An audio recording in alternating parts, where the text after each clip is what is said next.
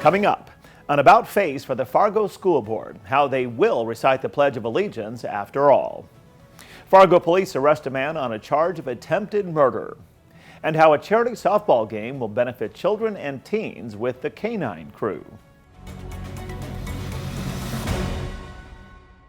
Hello and welcome to the Nightly Review. I'm Tom Tucker. We begin with a look at tonight's headlines, then a conversation with the president of Minnesota State University Moorhead. Anne Blackhurst has announced she's stepping down from the position. She'll talk about why she's calling it quits, and she'll comment on the challenges ahead for her successor. But first tonight, the Fargo School Board has voted 8-1 to resume reciting the Pledge of Allegiance at the start of board meetings. The decision came during a special meeting Thursday night. The change was prompted by public outcry that followed a decision by the board August 9th to stop reciting the pledge. Board President Tracy Newman called for Thursday's meeting and recommended the board reinstate the pledge after the widespread backlash. Board member Nia Malday was the only one to vote against reinstating the pledge.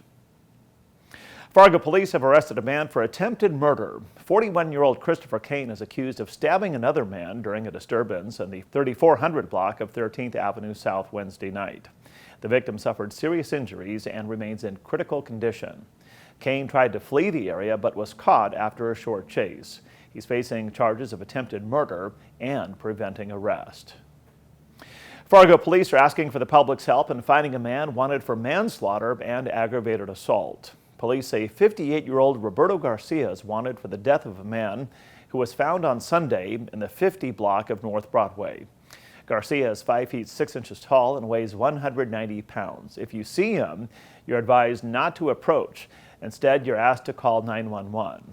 The victim's name is being withheld until his family is notified. Police have not said exactly how the man died.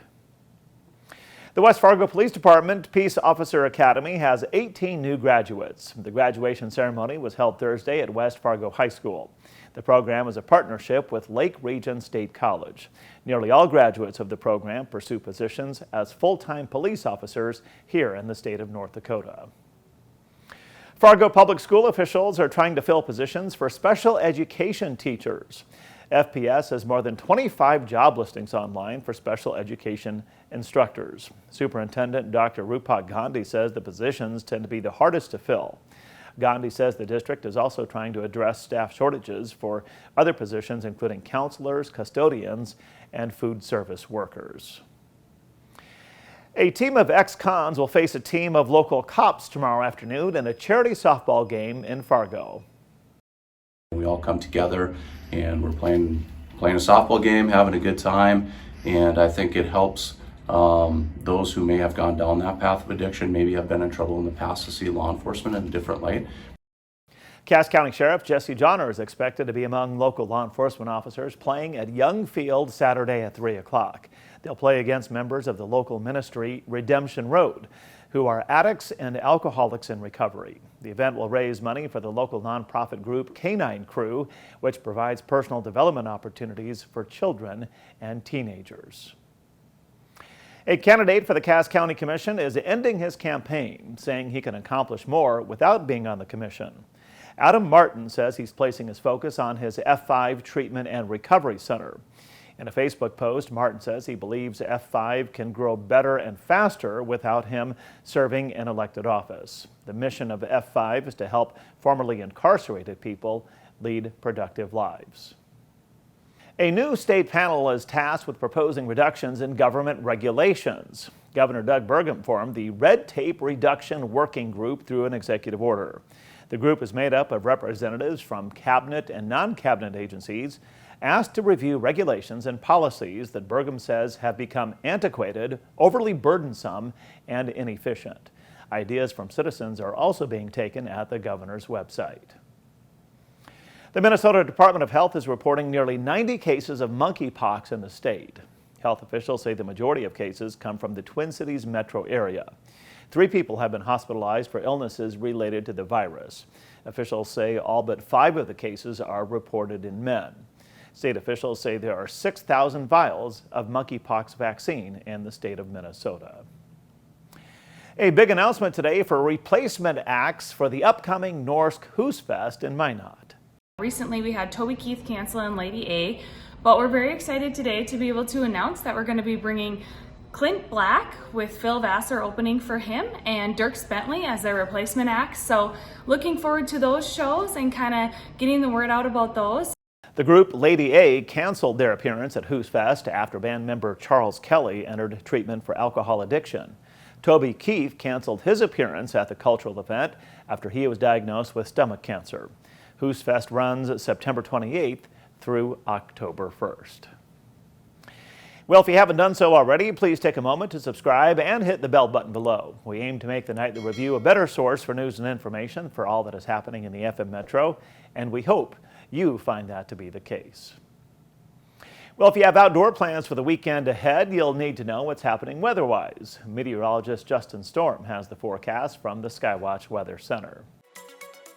Thanks, Tom. As we head throughout this evening, there will be a slight chance for an isolated or scattered shower, but we'll see that coming to an end as we head into tonight. With temperatures cooling into the upper 50s and lower 60s, skies will go partly cloudy with a light wind out of the north around 5 to 15. For Saturday, wind remains light, partly cloudy conditions across the area with high temperatures in the mid-70s to lower 80s. And for your Sunday, we'll bump up into the lower 80s with partly cloudy skies and light wind.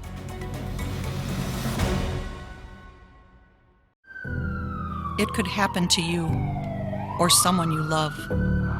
One moment, one diagnosis can change everything. Thankfully, there's a program that helps caring people uplift families through a crisis. Lend a Hand Up, raising financial help and hope through community benefits and online campaigns. A program that boosts generosity so gifts go further. Lend a Hand Up helps you help your neighbors. Learn more and give at lendahandup.org.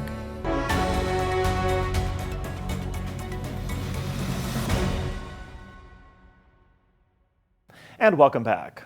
A big announcement at Minnesota State University Moorhead. University President Anne Blackhurst is retiring. Serving in the position since 2014, Blackhurst is credited with expanding graduate programs, leading a $60 million capital campaign, and overseeing an extensive review of academic programming. I asked Blackhurst what she's thinking and feeling now that her announcement is official. Well, it's still sinking in, to be honest. As you might imagine, I've been preparing for quite some time. We have 3-year appointments in the Minnesota State Colleges and Universities system, and so I knew that at this point I would either be announcing my retirement or announcing that I had accepted another 3-year appointment beginning next year. So it's not like the news is a surprise to me, but it's still, I find that it's still a little difficult to take it all in. I've been an educator for 40 years now, in higher education for 40 years, 44 years if you count my years as a student in college. And so thinking about making the transition out of higher education to an identity as yet to be determined, it's a little weird, honestly. And I, of course, find myself reflecting on just how grateful I am to have had the opportunity to lead MSUM and the excellent people we have here, our amazing students. And so I'll need the next year to fully process all of this. I asked President Blackhurst why she feels now is the right time to announce the retirement. Well, as I said in my email to the campus community, I think it's one of a leader's greatest responsibilities to understand when it's time to step aside and let the next leader take over. And I think that's true no matter how successful you've been. At some point, there's the next right leader for the organization. And, you know, it's a combination of what the organization needs at any given time and where the leader is personally.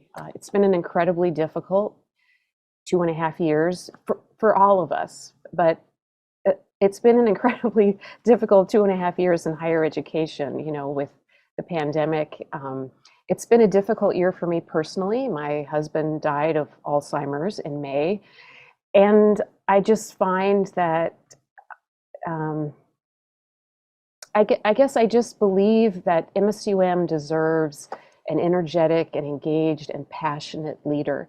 And although I still feel very passionate about the university, I'm just not sure I have the energy to keep going for another 4 years in the way the university deserves. President Blackhurst talked about what she called the highlights of her tenure at MSUM. Yeah, so when I look back, what stands out to me the most is our students. I feel so proud of them and everything they accomplish, and I've worked really hard during my presidency to stay connected to students, which, believe it or not, is not something that happens naturally in the day of a university president. Our days are usually taken up with meetings off campus often, and so maintaining student contact actually takes some effort. Effort I never regretted.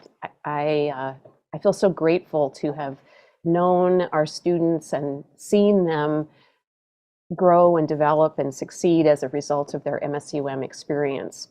In terms of my own accomplishments, I think I feel proudest of the fundraising success MSUM has had during my presidency. Fundraising is relatively new to public institutions. We relied on state support for a number of years, and as you probably know, that state support has been declining. And so creating the infrastructure to attract private funding and creating a culture of philanthropy among our alumni, I think is absolutely essential to the future of the university, to the sustainability of the university. And we just completed our first comprehensive fundraising campaign and raised more than $60 million. And so I feel really good about where that places the university in terms of the momentum we've created and the ability to take that to the next level under the next president. Finally, I asked President Blackhurst what the biggest challenges will be for the next president to serve at MSUM. I would say enrollment will be number one. Something maybe not everyone understands is that almost every college and university in the United States has experienced a contraction of enrollment over the last 7 or 8 years. Within our system of higher education, the Minnesota State Colleges and Universities, we've lost 30% of our total enrollment over the last decade. And it's just a demographic reality in terms of the number of traditional age college students there are today compared to the number when, during the time we think of now as the good old days in higher education, when there were more students than we knew what to do with, and there was more money, honestly, than we knew what to do with from the state.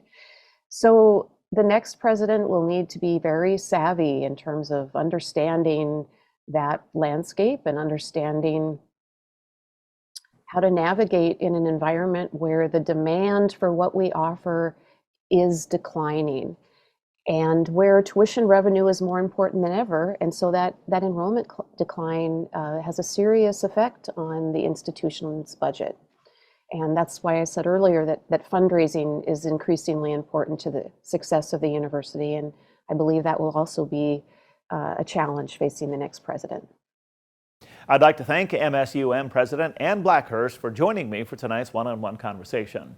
Her last day at the university is set for June 30th, 2023. Blackhurst says she's not entirely sure what she'll do with her time after leaving MSUM, but says she's definitely looking forward to spending time with her grandchildren. We're told the university will conduct a nationwide search for her successor. Well, that will do it for this Friday night, August 19th, 2022. I'm Tom Tucker. Thanks for watching the Nightly Review.